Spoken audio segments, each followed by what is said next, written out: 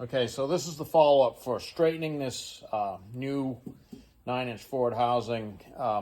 My customer had, at their shop, they had welded all the four-link mounts on, shock mounts here. I don't know, airbag mounts right there. There's two airbag mounts, and there's two other mounts there. I don't know, panhard rod or something. Anyways, oh, shock mounts. Those must be shock mounts. Anyways, they did quite a bit of welding, and that's not unusual. And a lot of this goes overlooked because it's, why you get to weld these brackets on. The way I've always tried to do it when I build axles myself is I tack these on, do all the work, put all the link mounts on, and then use this bar and center the bearing bucket to where the tubing actually is now, and do it that way, and weld the bearing bucket on last. But this was a bought-in housing, completely assembled axle with these accessory pieces added on after, and all of that welding pulls. I mean, it's physics. So this side was out about a 1/16.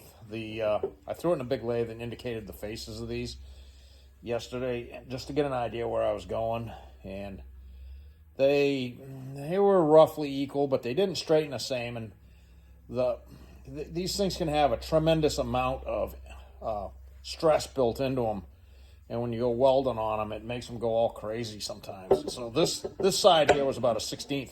The other side was a big 1/8.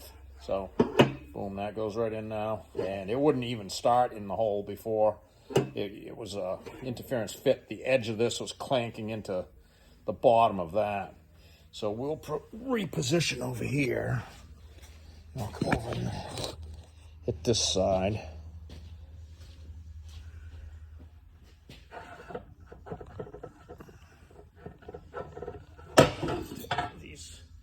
This bar, this is the 2 11/16 bar right here.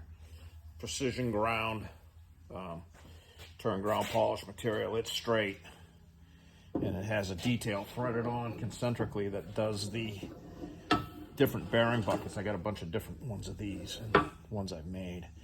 And what I'm doing now is engaging. There's two machine collars that go in where the bearings ride, the side bearings for the 9-inch Ford, or all the other axles too. So this side here was out a solid 1/8, like a big 1/8. It was 11 hits. And it's not actually hits, it was shrink it. And you can overdo it. I mean, this is one of those things, it's more art than science, and the two sides didn't even necessarily rack the same way. So they look to be out about the same in the lathe. They were slightly less with the bar.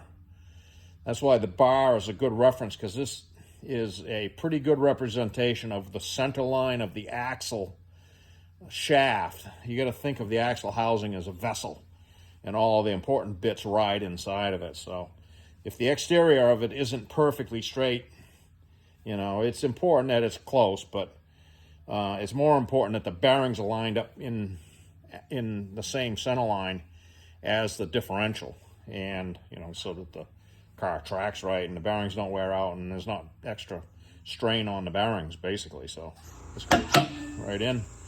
Boom. So that one there was out big. So we're going to say that this is a win, and we're going to get this back to my customer, and they can move on with it's a fat fendered, fully built from one end to the other, top to bottom, Coyote powered, like a 53 or a 48 or something, F1 Ford. Cool truck, and it's going to be a beautiful piece when it's done.